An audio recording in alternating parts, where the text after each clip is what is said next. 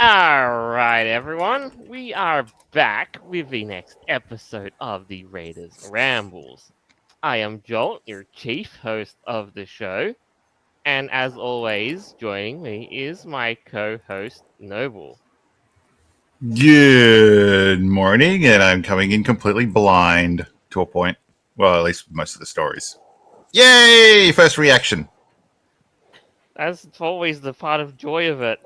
Why do you think people love doing these reaction videos on YouTube? They're like, oh, this is like What is to it? get. Gogglebox is popular or something? Some weird ass bullshit. Oh, goodness knows, I have to react to that though. I have not heard about any of that stuff, so apologies for that. But yes, first reactions, first impressions are always fun. Now, joining me on the show, we have Malagos. Hey, It's always a pleasure to have you back on. yeah, likewise. Thank you for inviting me. No worries. Pleasure is all mine.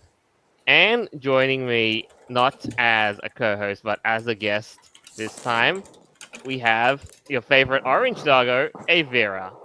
Ah! Hey, what's up, guys? It's super awesome to be back. Should we ignore neat. the whole Darth Vader impersonation thing? What? I thought that was my job to Darth What? Vader into the microphone like crazy. Unless, of course, I get it. It's hard to breathe in that. Yeah, a little bit. You're I good, do but actually have a Darth Vader mask, but it's downstairs, and it would take me a while to bring it back up. But it has all the breathing and all that. how I do wish I could actually bring out the real thing in its place instead. Oh, you have a Darth Vader mask too? No, I don't. I just basically every single time I'm on voice chats or anything like that, I get told, "Oh, Darth Vader's around. Somebody's doing the Darth Vader thing," and that's my kind of job. Not that I have any respiratory issues, mind you. I'm not asthmatic. I'm not any of that stuff. So yeah, and I haven't smoked. So yeah. I think the actual sound of Darth Vader was like from a scuba mask, like breathing through like a snorkel or something. I'm pretty sure that's how they got the sound. Possibly. Yeah, fun fact. Crazy how that works. At least, but in the end, at least it works. That's why we love it for. Anyway, so first things first, we have a fair amount of interesting things to go through this week. Starting with defining how people, well, furries, well, you get the point. People should really behave. Let's have a look at this one here. Okay. Furries Act, filled by Texas lawmakers, target non-human student behavior in schools. The bill aims to ban students from non-human behavior with exceptions for days designated for costumes, like Halloween. The audacity.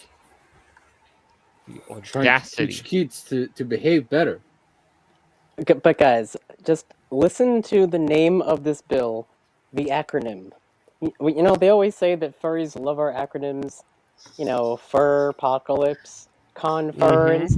The bill's name is called Furries.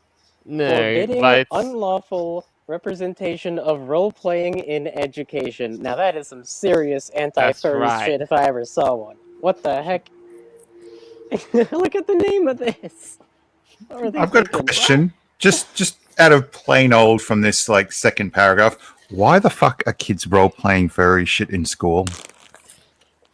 That's a good Because question. they learned it from the internet and they thought it was acceptable. I don't think they are. I don't think this is as big as a deal as they're saying it is. I haven't seen this crap at anywhere except for a fringe story here Is and it there. not like in the past couple of years we've had more and more incidents of children displaying these non-human behaviors, and all that stuff, wearing masks, eating computers in elementary schools and what have you. Avira, here in Australia, it was commonplace to have one class out of maybe 4 or 5 where you would have one student that would be infamous for throwing a chair at a teacher, for chucking a huge ass tantrum, for punching someone, or doing something to the teacher that is just absurd. Nowadays, you have multiple students in classes doing that shit. Oh, I So see. what do you It's like think's a going to social happen contagion. So what do you think's going to happen in about, let's say, 30 years from now, where you've got the occasional student going around doing this sort of shit, but then all of a sudden you have like an entire class with maybe like half of them doing this kind of crap?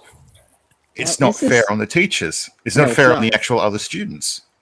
It's definitely not. And the fact that, see, I don't think this is a furry specific thing. This has to be some kind of other weird roleplay thing. You know, like anime girls that wear the cat ears and crap. It's probably something.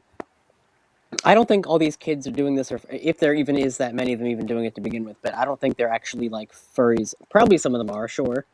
But all of them? So what's the we, next few paragraphs? Yeah, let's have. I mean, so here's what we're reading. The law defines, quote unquote, non-human behavior as, quote unquote, any type of behavior or accessory displayed by a student in a school district other than behaviors or accessories typically displayed by a member of the Homo sapiens species. Let's stop here. I love how I have to define this. I love the fact that Letterbox is the first one. Right. Using a litter box for the passing of stool, urine, or other human byproducts. No. I'm sorry, that is just utterly disgusting. Okay, next one. You shouldn't be doing that at all.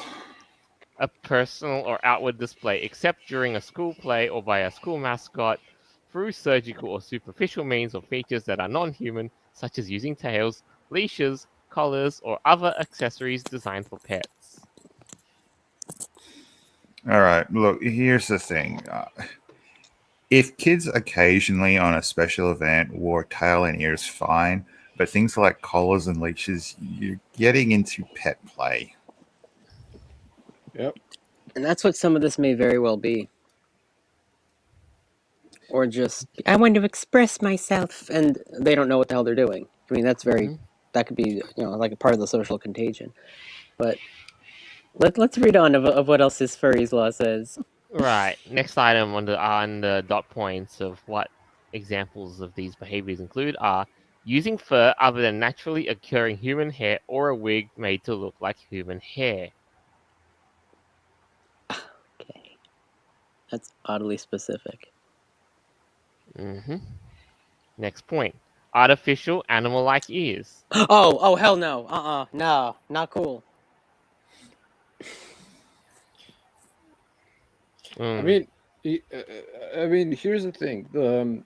At least when I went to school, they had a dress code where if they caught you with like sleeveless shirt or like shorts that go above the ankle, All right. they would like send you home, you know. I think I might be able to pop up a screenshot. I think you sent me an example of a school dress code. Yeah. And I'll just pop this up for you guys. Oh, sorry about that. I'll try and zoom it in a bit. But yeah, so basically this is basically an image of a visual representation of acceptable dress codes for boys and girls. Girls have a little more because they're more, you know, they're more expressed in dresses and all. That's. But anyway, it's basic like decency. Like, don't wear sleeveless shirts. Don't wear shorts above the ankles. Don't wear open-toed shoes. And like definitely don't wear shirts that basically say things like pussy or like rude language, vulgar shirts or shirts that promote drug use and all that. And that's okay. Just out of plain old curiosity, whatever happened to wearing a school uniform? that Well, seems to be a thing more for Commonwealth private nations like us private schools and have private those. schools, right? Because here in Australia, even like non-private schools, like not I've been wearing school uniforms like ever since first day in like primary school and then high school and all that. Well, it certainly makes sense to have a basic dress code. Maybe not something as totally strict as having to wear the same thing every day, but that's depending on the school. But basic decency, right? I mean, you go to Yeah, school to learn your reading, your writing, your math, whatever. but Yeah, the whatever. dress You code, don't go there to like dress up like a clown, right? Like that's not what Right. it's Or to for. be the classroom cat. the dress Yeah. code thing is supposed to be like an example of how, like, when you actually get a job later on, how you're supposed to dress respectfully, and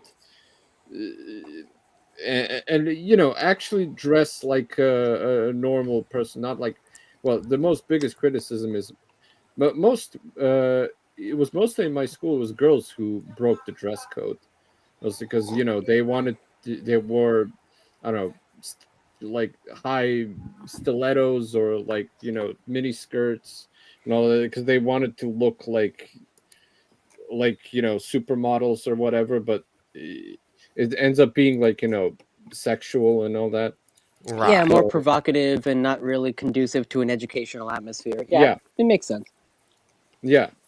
So I mean, this is almost in a similar way. Like when you go, the school is trying to tell you, like, when you go to work tomorrow, or when you like actually like become a productive member of society, you're not gonna walk around in a fucking collar and an animal and an animal what like animal suit and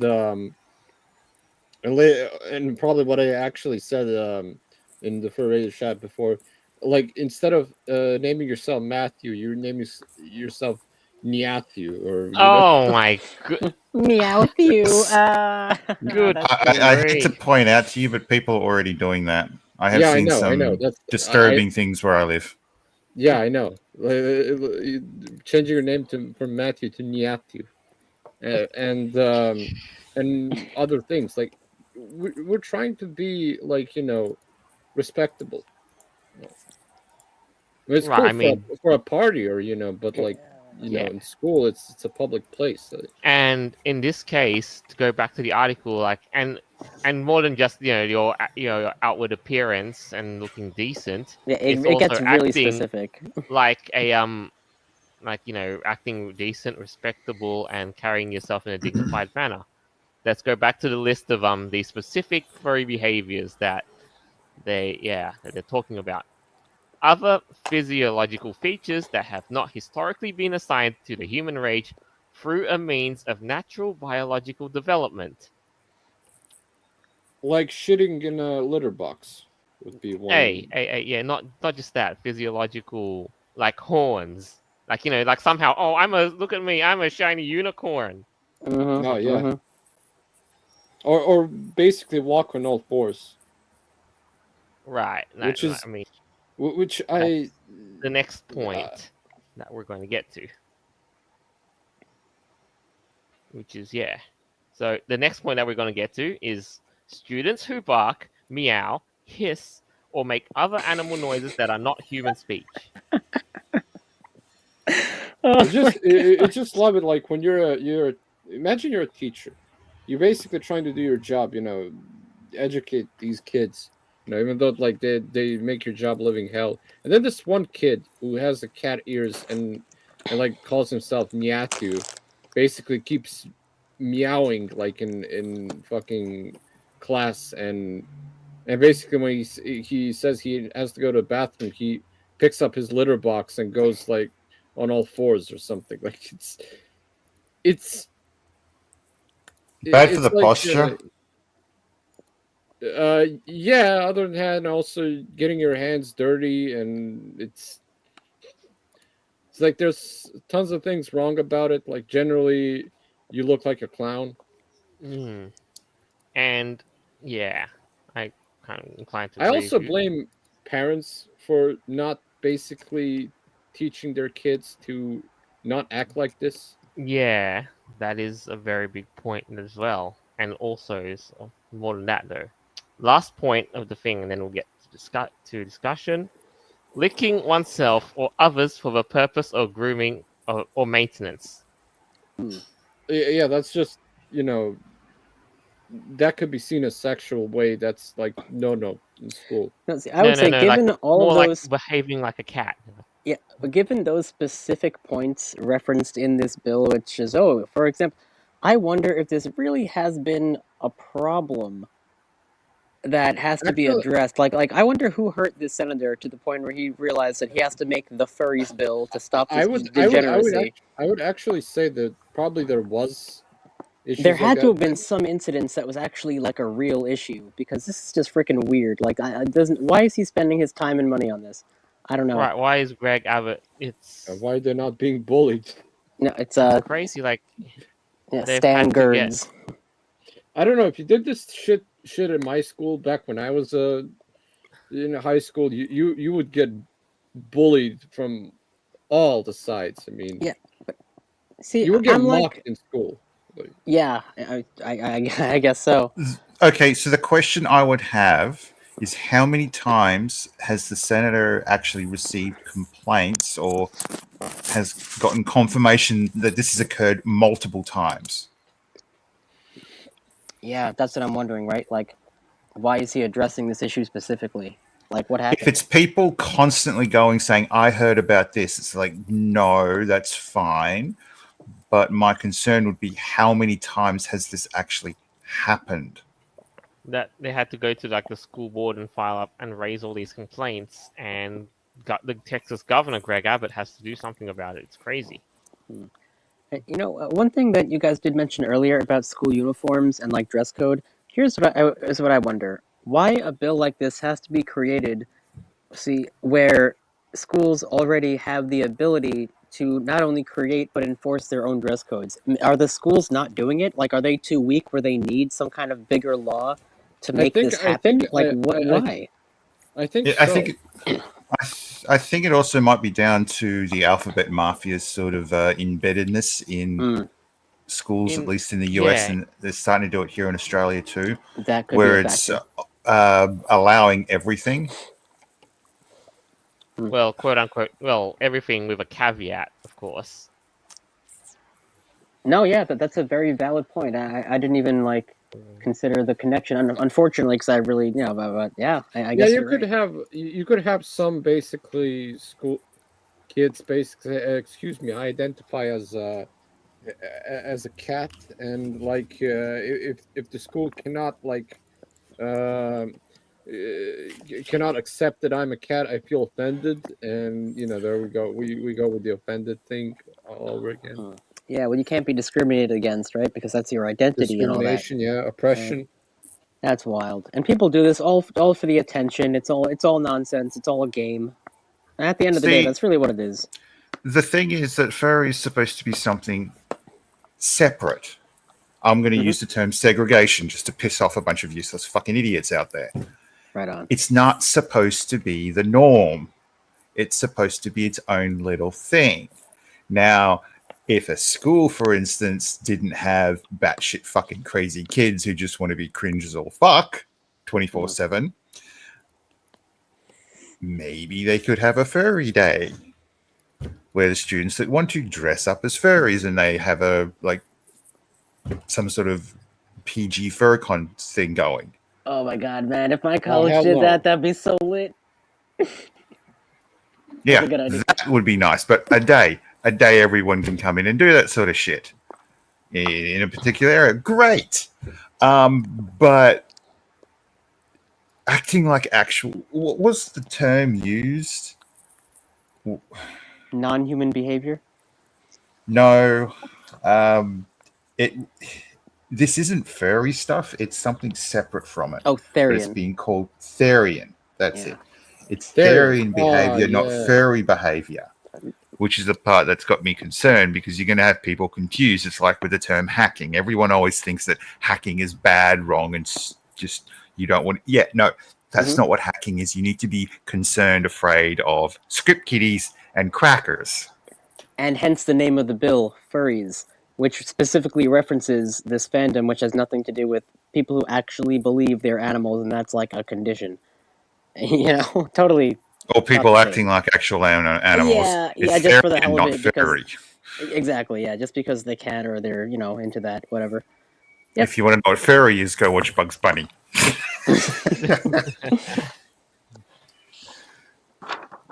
I mean, now imagine this from now, like a couple couple years on. Like, if imagine from now, like the nightmare scenario that what happens if it's so crazy. Like they were imagine if the furries ended up running, being the whole damn school. That would we have to get a nightmare scenario like having to call in animal control?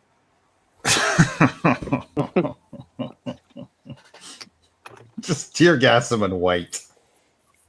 Yeah, but it wouldn't be like the furry fandom we know it as. It would be like the cringe, mainstream, like politically activist type of furries. Like that's the kind of crap you really don't want in Besides schools. it though. It would become it would in a way become like a sort of kennel for people who for animals but are not animals. If you It get would what be I'm a trying to say. kennel. Yes.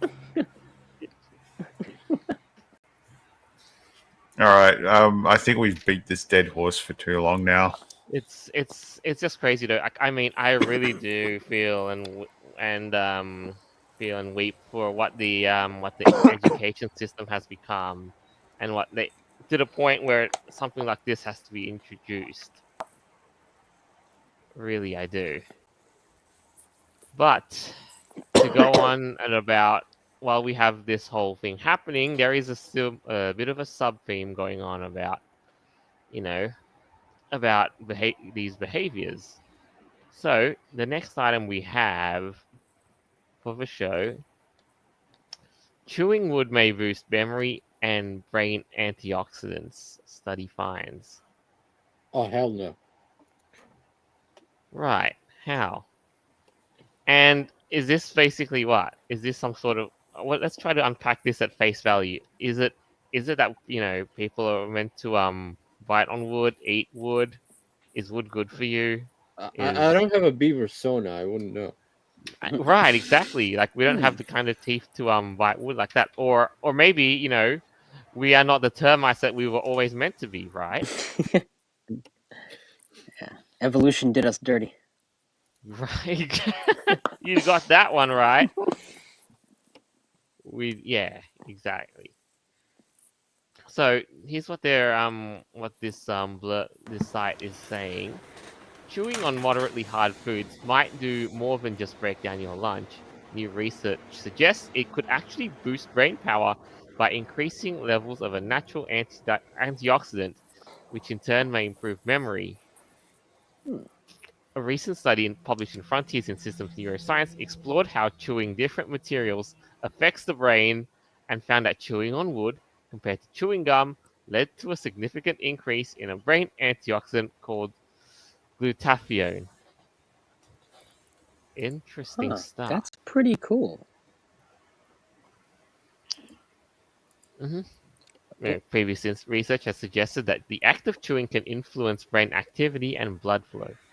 This is important because the brain requires a constant supply of oxygen and nutrients to function properly, and blood flow is the delivery system for these essential resources.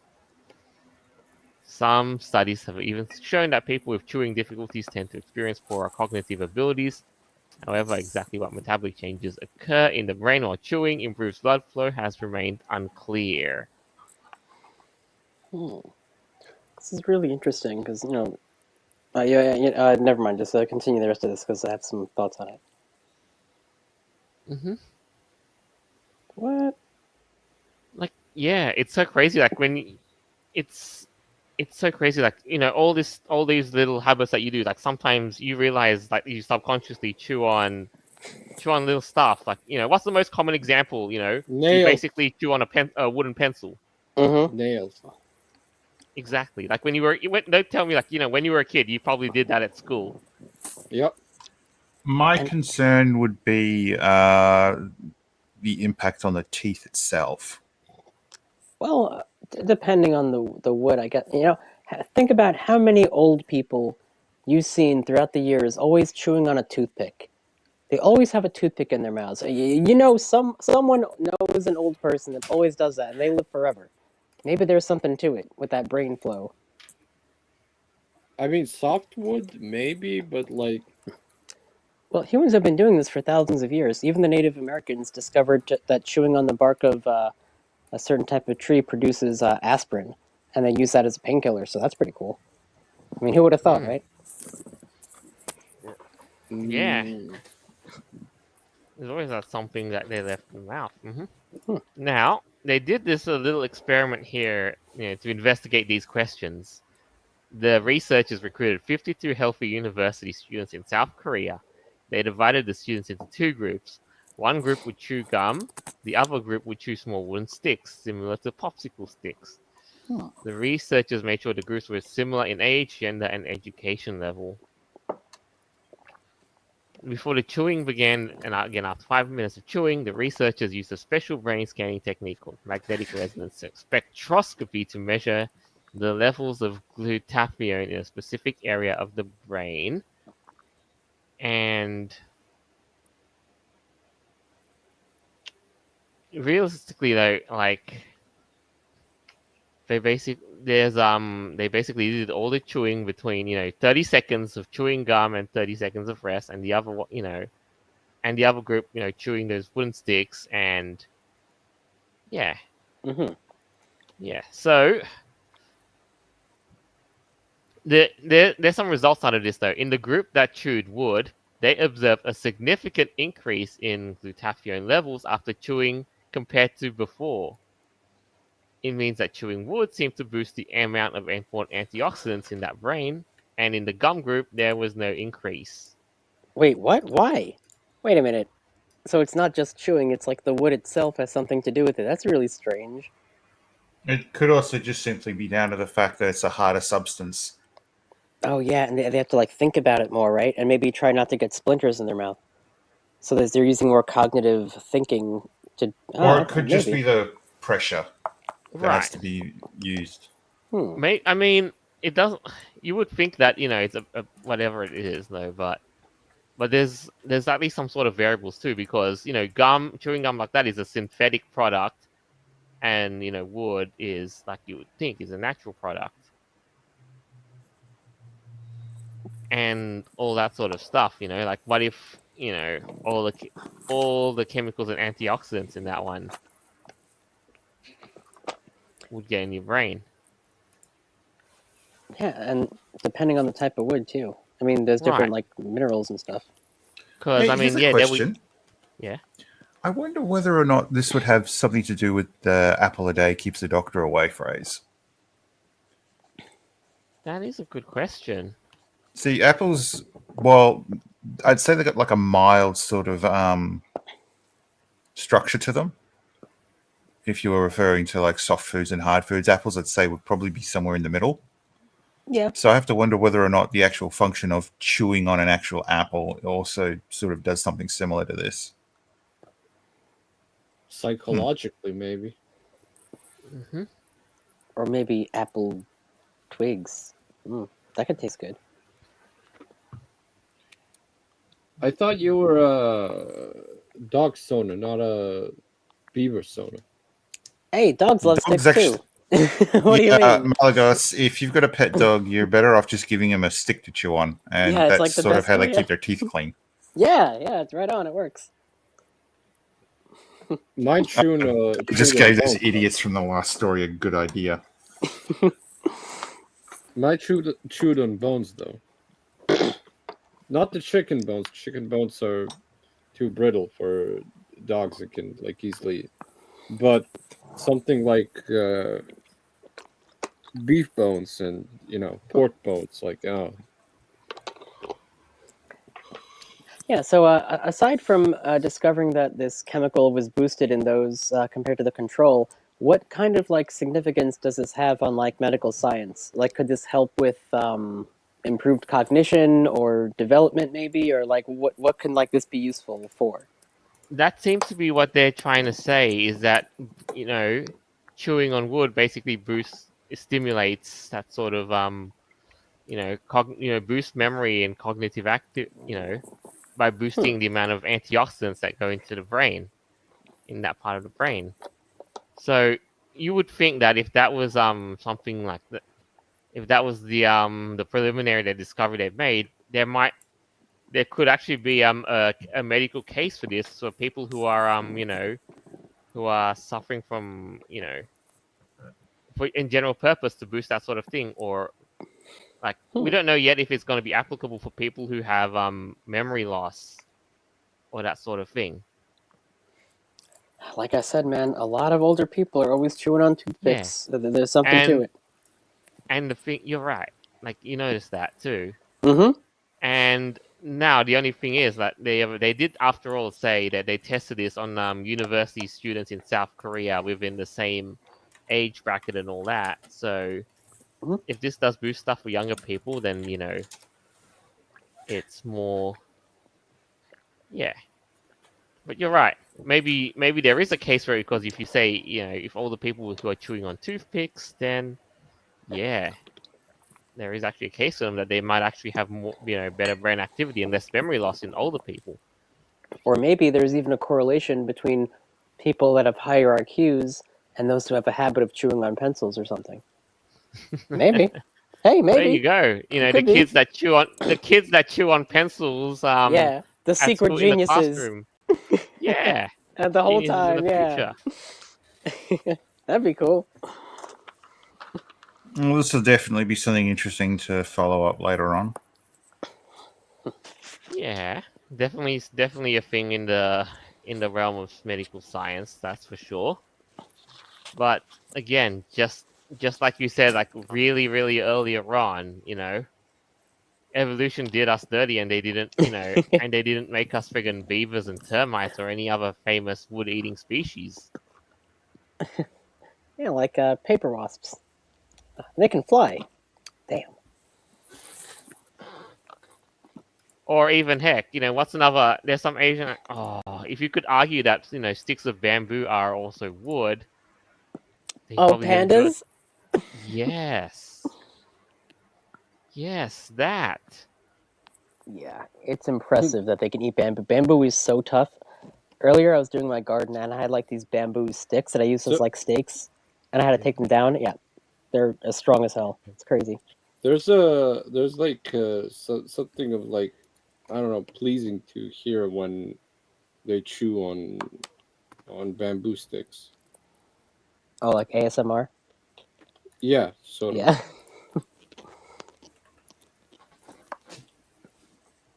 It's crazy. It really is crazy though. Like, I think pandas are omnivores, but they're like 99% of their diet is just trees.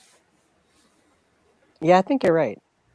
I've never seen a panda eat meat. I don't think. I've seen a panda actually, like, a bird landed in one of like panda's cage, and panda actually caught it and ate it. So they do actually eat meat, but it's actually very rare, I guess. I guess it's like in a, I don't know, maybe like squirrels. Sorry, Joel. Oh no! Hey. Watch out for the pandas. No, I mean squirrels. Squirrels are omnivores, right? Yeah. Yes, we've been known to eat snakes and bird carrion and all of that stuff from time to time. But just eat acorns and nuts. Mainly, yes. And fruits and berries, yummy stuff. Oh yeah. Because worst case though, you all want us to go all step on snack. But I'm trying to think what other. It's real. I mean, realistically though, just as a as an inference to what this scientific experiment is trying to tell us, could we adopt these furry behaviors like be these beavers, just so we can get a big of a boost in intelligence? I think we'd have to go through a few 100 generations before we'd notice anything happen. Right. Might take a bit. I don't know. Because I mean, if you really think about it, there are animals who use wood to resharpen and maintain their teeth. Oh yeah, definitely. Even I think rabbits are one too. Now, don't their teeth always keep growing, or is that something else? Oh yeah. Oh, Rabbits squirrels do. do It's that too. rabbits. Yeah, Yeah, actually, you're There's a you're few. right. A few rodents do that. Rabbits do actually chew on wood, and they have to chew on wood because their teeth keeps growing, and Yeah. like they have to chew on something because if they don't chew, the teeth ends up like blocking their breathing through the mouth, and they suffocate. Man, that sounds like a backward step in evolution. Like, what kind of curse is that? To have your teeth constantly be growing? That would be Well, freaking Right. I guess terrifying. it's because rabbits were always used to eating hard stuff, Yeah, so that that would probably be why.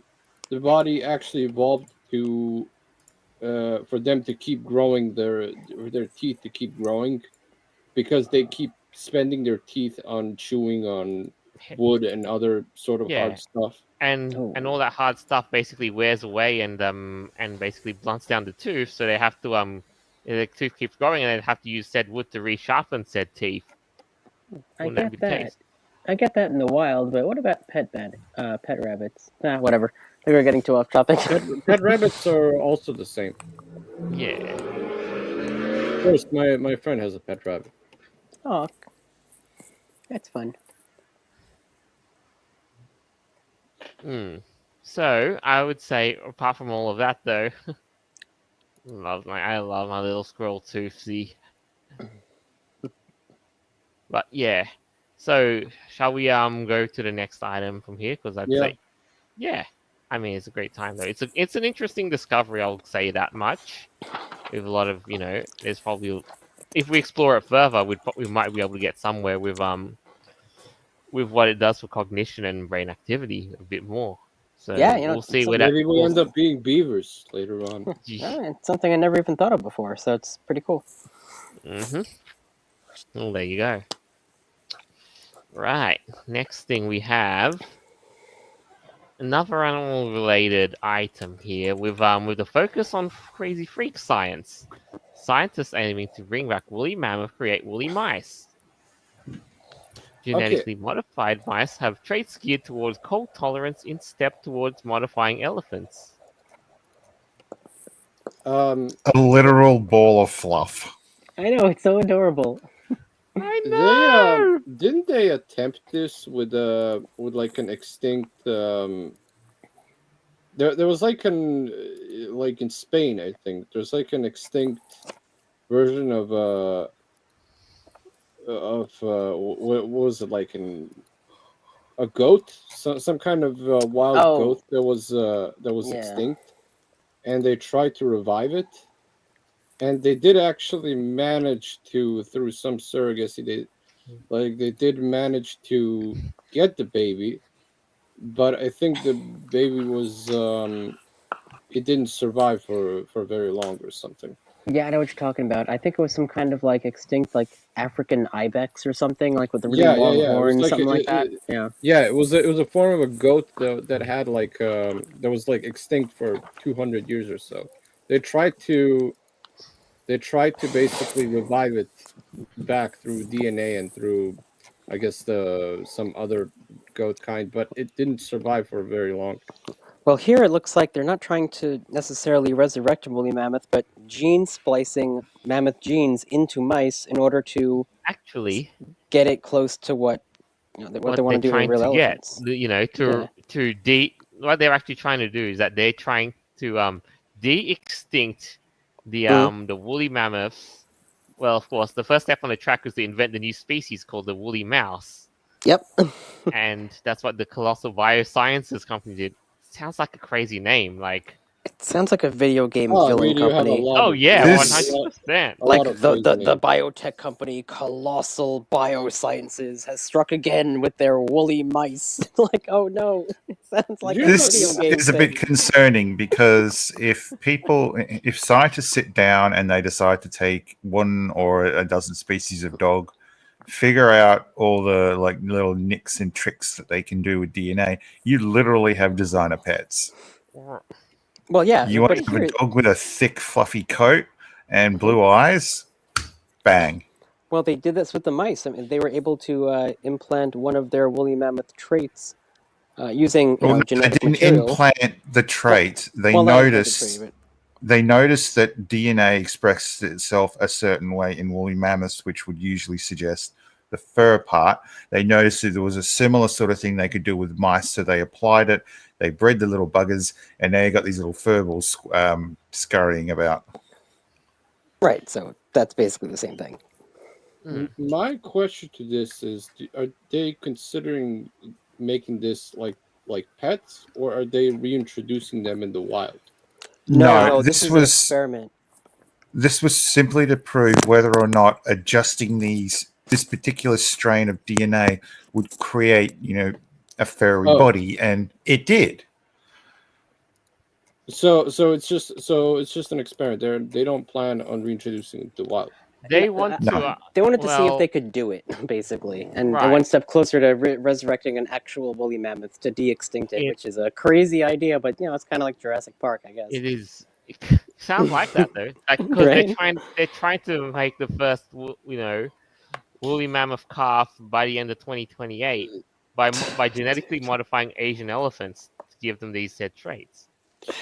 The only issue is if they attempted to reintroduce it into the wild, which might have a problem with the ecosystem that's being introduced, that it might become an invasive species later on. Well, your downside is that you couldn't put a woolly mammoth in an Asian environment. You'd have to take it to a cooler region. Otherwise, it's just going to overheat and not good Yeah. for long-term life. But again, there's that concern that it might actually, that if you reintroduce an animal into the wild, especially like an extinct animal that probably, I don't know how long they have been extinct for. If you try to reintroduce it into the wild, it might change the ecosystem in a negative way. I guess you Australians have experience in that, considering rabbits in Australia are invasive species. Right? They are, right?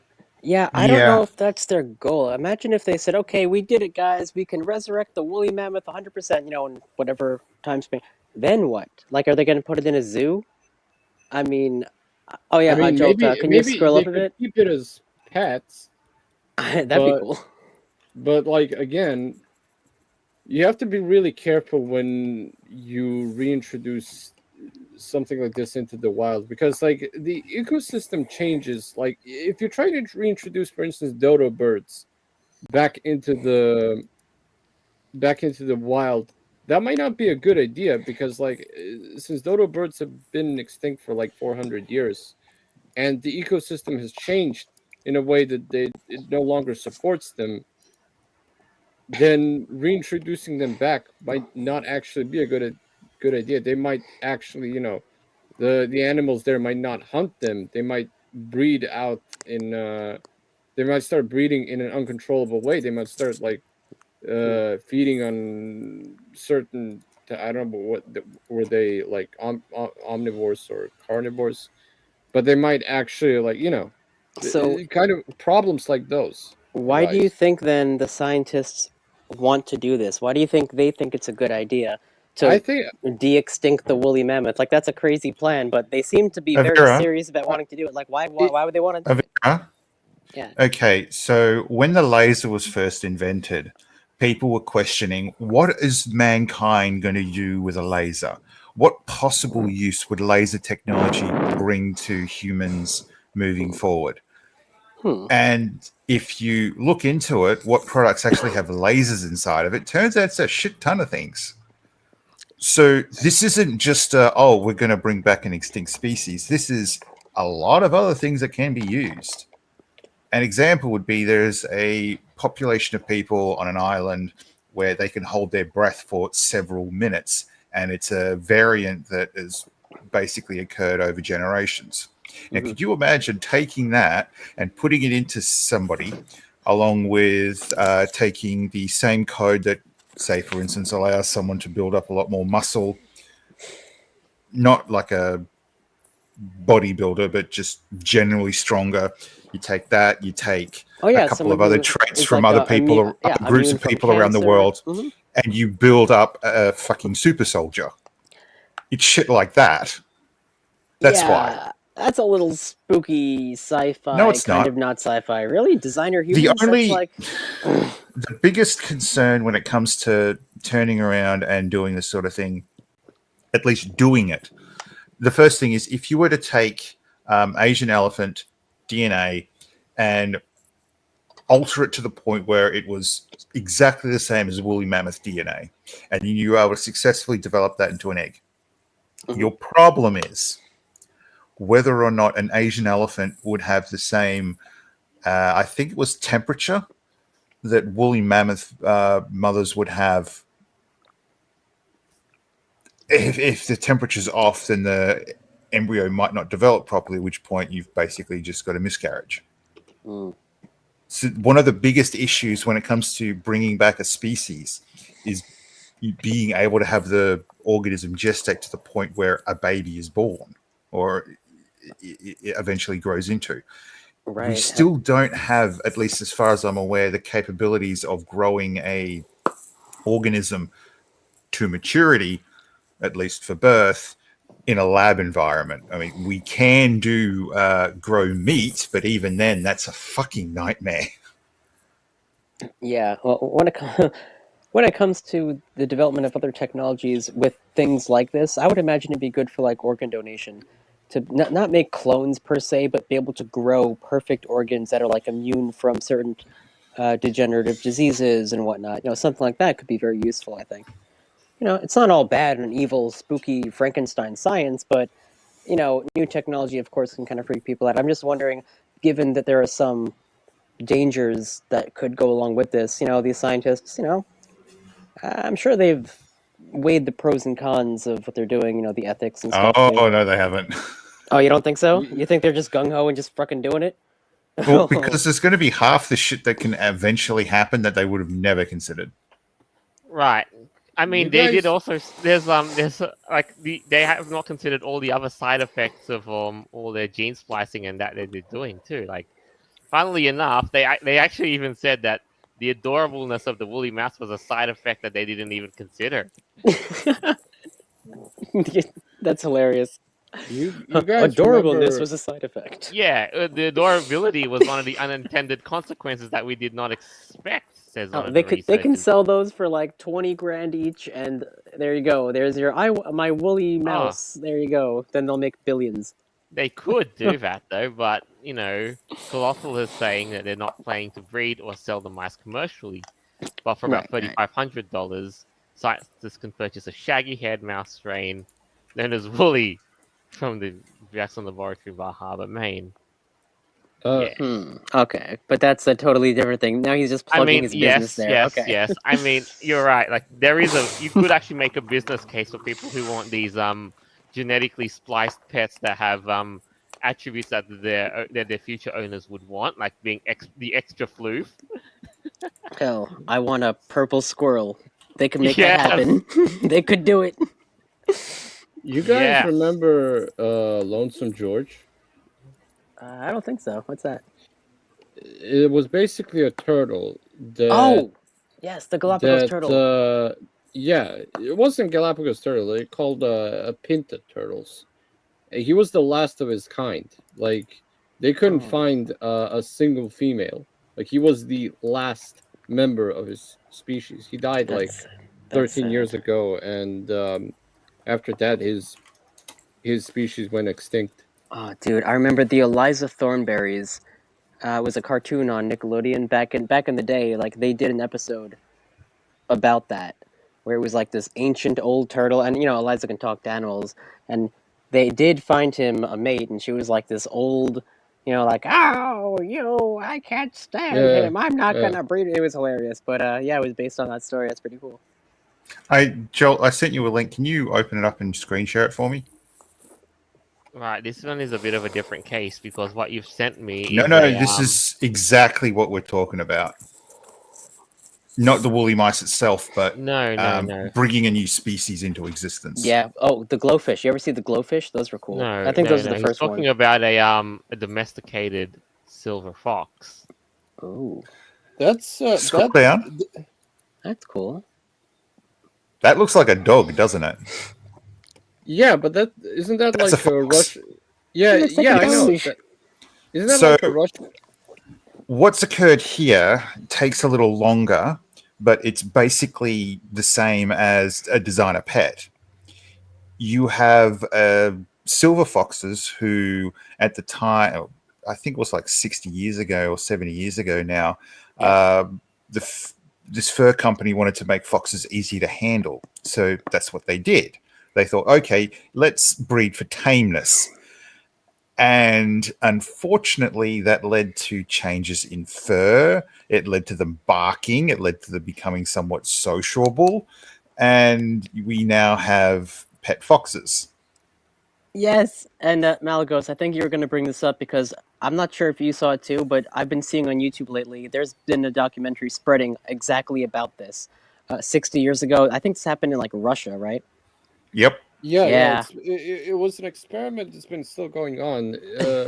You basically they want to figure out how dogs and other domesticated animals became domesticated, Yeah. Wow. Look and at the this experiment behavioral changes. still goes on to this day.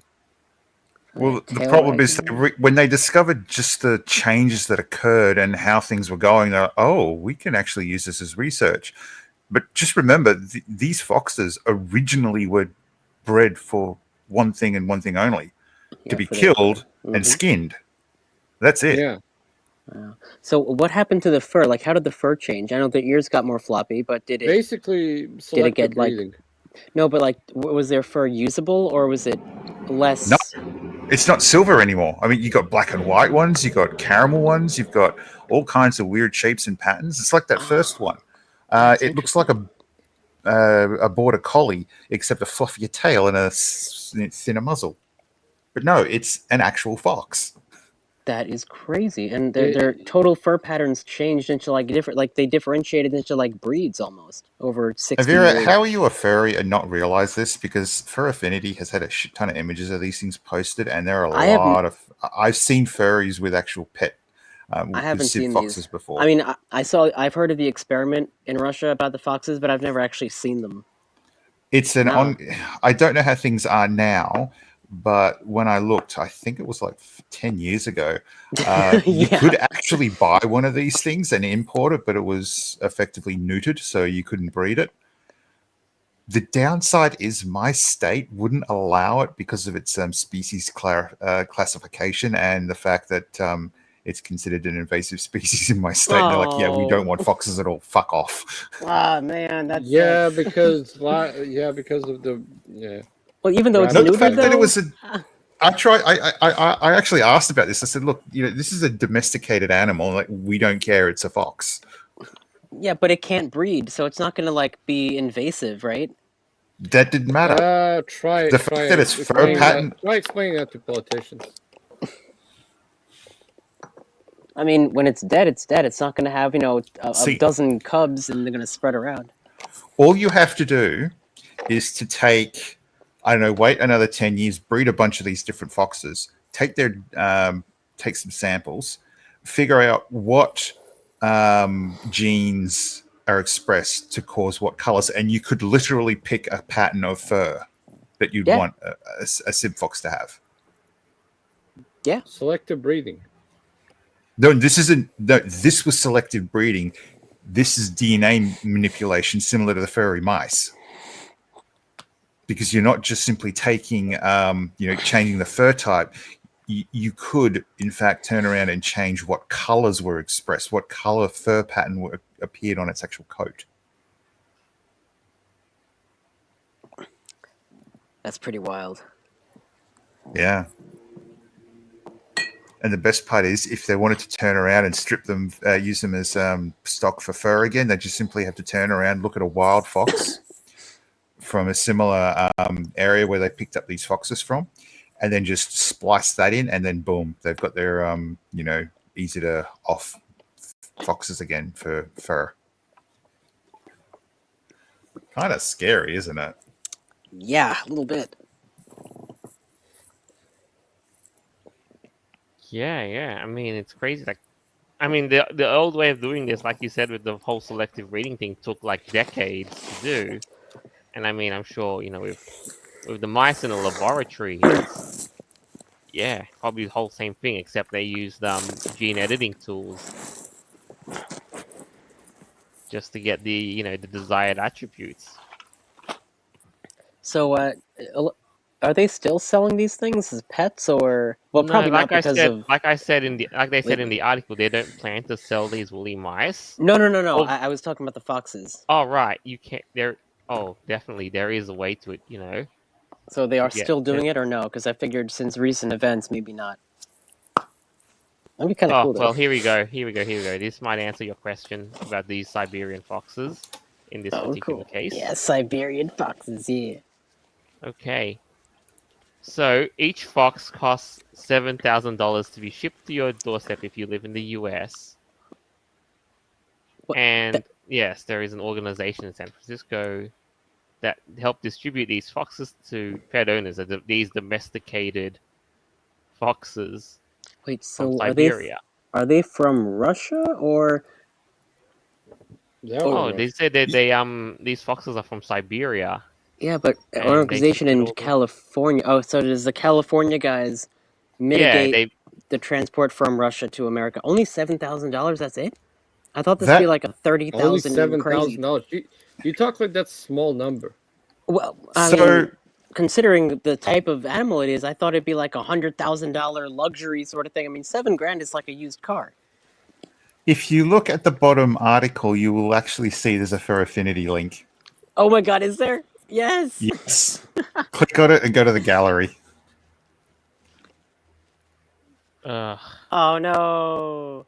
You'll have to do that for me then. But the point is that yes, there is a business case for these. There will be, and like in the future, a business case for people to actually have these genetically modified animals with said attributes there that the future owners do desire.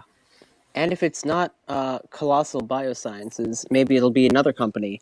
You know, Gene Splice R Us or buildapet.org. You know, it'll be something like that, right? If they have the same technology, Pretty they much. might as well. Yeah, I mean, you could technically do this with dogs, but there are so many breeds that it's just going to pull your hair out. Yeah. Make up your own Foxes breed. would probably be a bit easier because the gene pool's a little bit more limited, but still not exactly something I want to see happen because shit. Because it's freaky science, and I mean, and you're right. Like the ramifications of using these as pets is different to the ramifications as using these to de-extinct an animal and release them into the wild, because it has all sorts of ecosystem and environmental impacts. Yep. Yeah, like that's the main concern I have. Oh, not the main concern. There's a lot of concerns, but like the end goal of these companies, because right now they're like in the process of experimenting. Like, all right, we're almost there. We're doing it. But like once they can, are they going to be in a zoo or sold as Right, pets? Because like there's really because, nowhere for them to like, go you're realistically, right. unless Like they if they make an island. yeah, because if they do birth the by 2020, if they do have the first baby woolly mammoth, where's that gonna go? You're right. Yeah. It's not likely they're going to succeed with that. The major issue is that Asian elephants are considered an endangered species. In that case, maybe they have an argument to make where they're trying to save that particular species from extinction, and they can use their experiments to, do other stuff too. Right, unless they, of course, they want to keep the whole, thing in captivity, in which case. Here's a conspiracy theory. There's a code of life and we're starting to poke at it.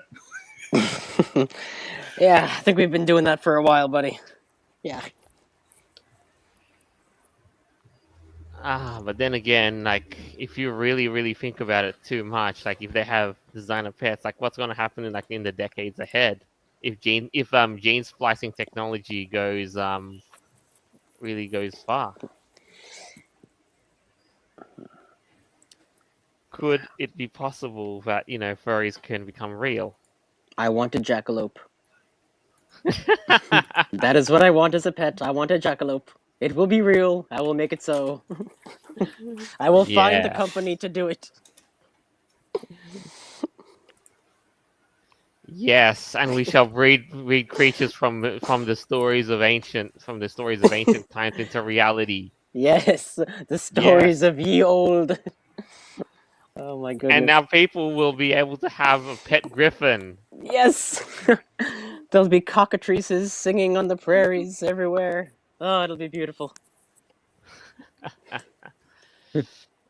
Science.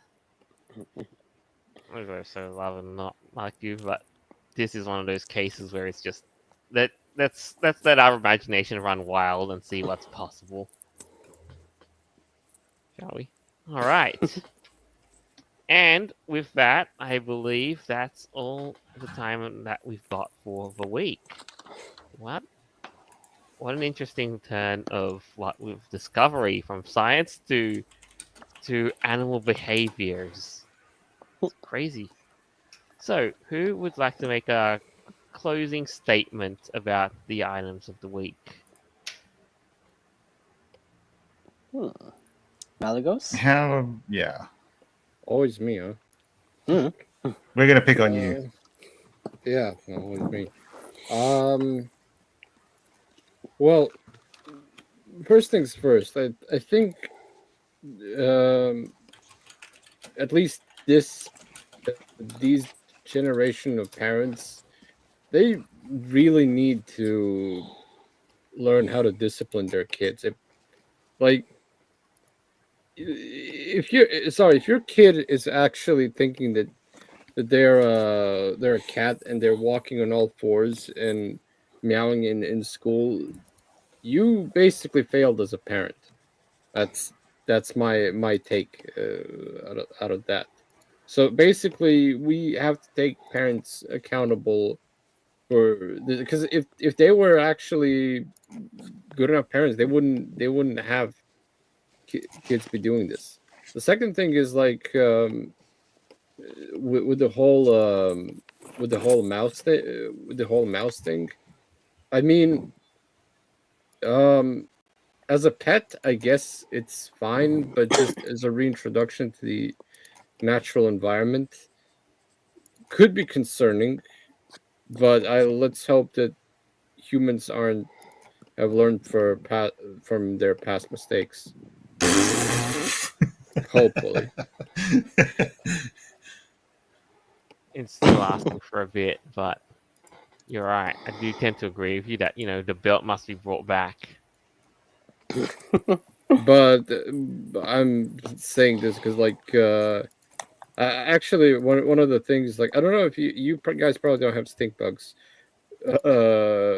We have stink bugs, and they came from China 20 years ago when somebody sent some flowers from China, and they accidentally sent those flowers to Europe and America, and they had stink bugs on them, and whoa, now we have stink bugs in here, and they are bad. They're awful. Malagos, What? just watch out for the check jumpers. Yeah. That sounds like such an Australian legend, like the Jack Jumpers. It's a tiny ant that likes to jump and bite, and its toxin can sort of kill you. What the fuck, man? Well, You have literal Look 'em up. monsters. Well, it's Australia. No, this is a Tasmanian thing, not an Australian thing. Oh my A single goodness. state thing. I spoke to someone once who worked on docks, and a Tasmanian shipping container had apparently explosion of jack jumpers in there, and they just welded it shut and threw it into the water.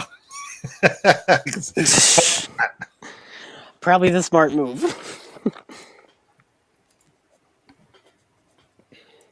All right, Evira. Well, guys, thanks again for having me back on. I know it's been a while, but always nice to be here. So, getting into the news, holy bonkers, man. I love the fact, well, I kind of love it and not like it, the fact that the name of this bill, House Bill 4814, was called, as we mentioned earlier, Forbidding Unlawful Representation of Roleplay in Education. And it's funny, it doesn't have an S at the end of it, so it's just furry. But whatever. They tried with their acronym.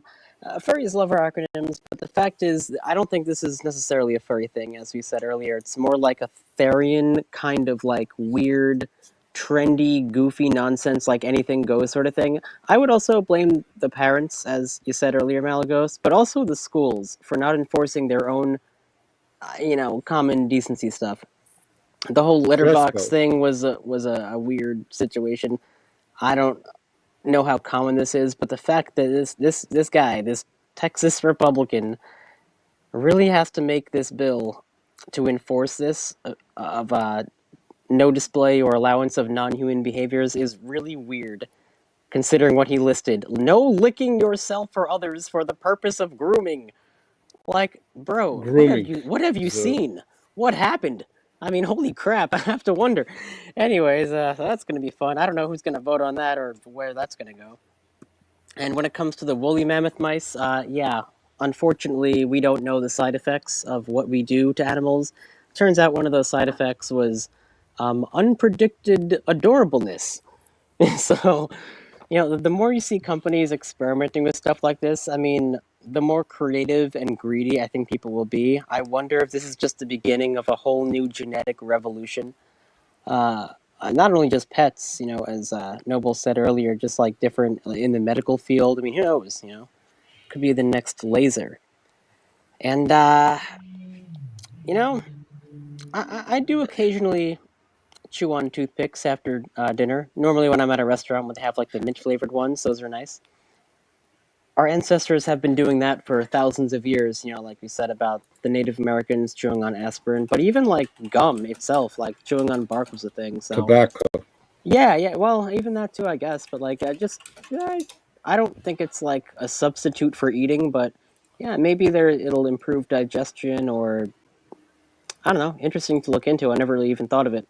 Kind of like one of those paleo diet sort of hacks, I guess. But yeah, interesting nonetheless. Anyways, guys, that's all I got to say about this week, and it was super awesome to be here. That's it. All right. And Noble. So the whole Texas thing, we kind of deserve it. I'm sorry to say. Unfortunately, certain groups of the furry community decided to expand on what the furry fandom is usually about, and we now have kids doing some seriously degenerate shit. Congratulations. The whole wood thing, it's going to be fun to see where that goes.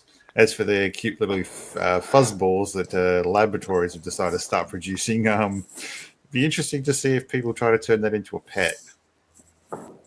Although I'd hope that they'd sell them unable to reproduce, otherwise it could be a problem.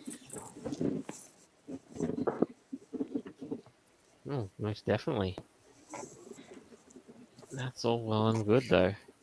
It's always fun. It's a crazy dive when we basically have to go through and look at behaviors, both human and animal, and wow, the absolute state of schools are in. Well, thank you all for tuning in, and I hope you enjoyed this as much as we did making this episode and trawling through the cycle of things that have happened in the world. Well, as always, you can find our episodes on Podbean, Apple Podcasts, Google Podcasts, TuneIn, Player FM, iHeartRadio, BitChute, and more further down the line. That's all we've got for the week. Farewell, and until next time. Bye. Bye. Bye.